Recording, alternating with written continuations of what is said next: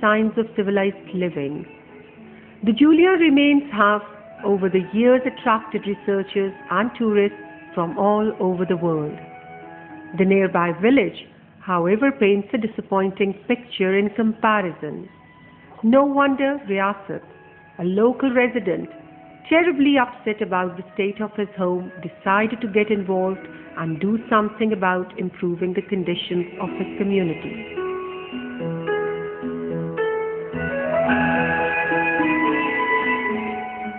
हम अक्सर कदीमे पे जाते थे, तहजीबी इदारा है, उस पर जाते थे, देखते थे, तो उनका माहौल आम लोगों से इतना बेहतर था कि आज से 2000 साल पहले की बात है, 1000 साल पहले की बात है कि वो लोग उस वक्त की भी सफाइयाँ और ये वो मतलब उनका अच्छा था। तो हम इस वक्त भी आके अब सन 2002 जा रहा है, इतना अच्छा माशरा भी है, शहरों के बनिस्बत हमारे गांव में बहुत ही बुरा हालात है। After speaking to his community organization members and local councillors, a meeting is convened. The problems are many. People are complaining about the lack of clean drinking water. In the absence of proper sanitation, the streets have turned into sewerage lines, providing an ideal breeding ground for insects like mosquitoes and flies, thus causing frequent outspread of numerous diseases. SRSP CEOs listen patiently to the people's problems and devise a well-chalked-out plan for addressing their needs. Extensive field surveys are carried out jointly by the engineering staff of SRSP and the communities to design the project. A big day for the local community, as the terms of partnership between the community and SRSP is to be agreed and signed. The area councillor is satisfied and seems happy. While he praises SRSP for the much needed aid, he also vows to fulfill his people's commitment to execute the project in time. The SRSP's representative in turn assures all-out support to the people, after which the check is handed over to the community in the presence of everyone. With the required funds in hand, the project will soon see the light of day. The community will now put in their share by actually implementing the project. In this manner, it's an ideal partnership for development.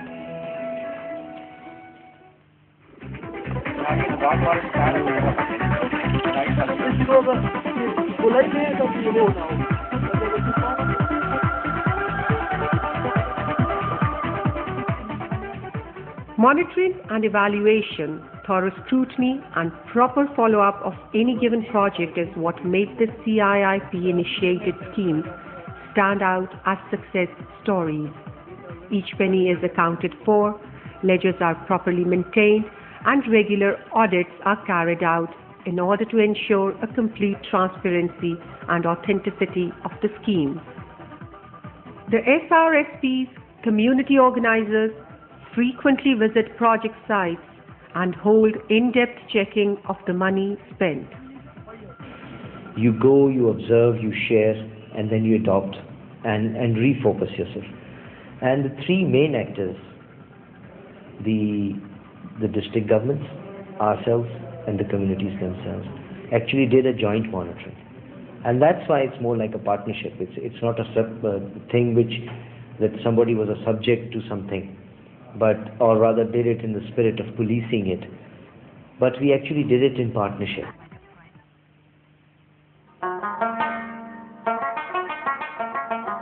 Community mobilization remains at heart of any development scheme, and CIIP is no exception. At Gari Sherdar, enthusiastic participation has ensured a speedy and timely completion of the development project. Now, with a neat and clean environment, the danger of any outbreak of disease has been lessened. Still, people need to be educated about the principles and benefits of community health and hygiene. Thus, an informative and informal discourse with a doctor is a welcome first step. Of course, infrastructure is a need of the community, but we also see to this in different dimensions. For example, it's not only the execution of scheme, but this is also a confidence building item where community and project people work together and they build up confidence among themselves. So we are trying that to create a good understanding between community organizations and district councillor so that they may be able to interact with each other in the future.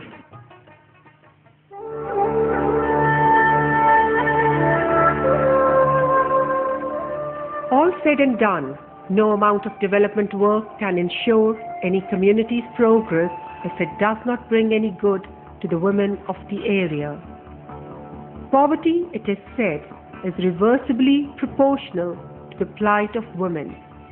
Bring good to the lives of women and poverty will decrease automatically.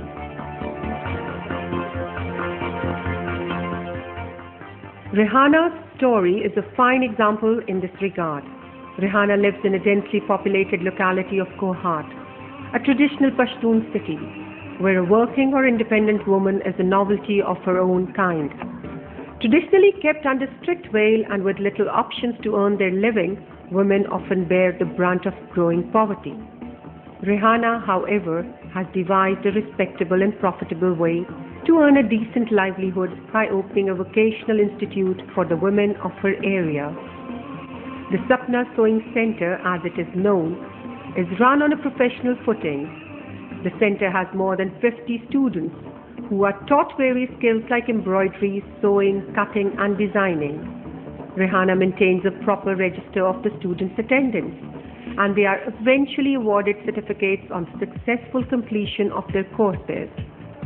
This sort of capable and organized management soon attracted the attention of SRSP, who are now supporting Rehana in her plans for expansion.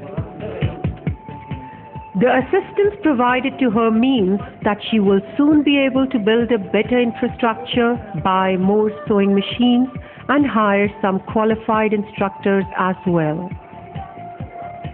Rehana, however, is not the only SRSP's female beneficiary. Rather,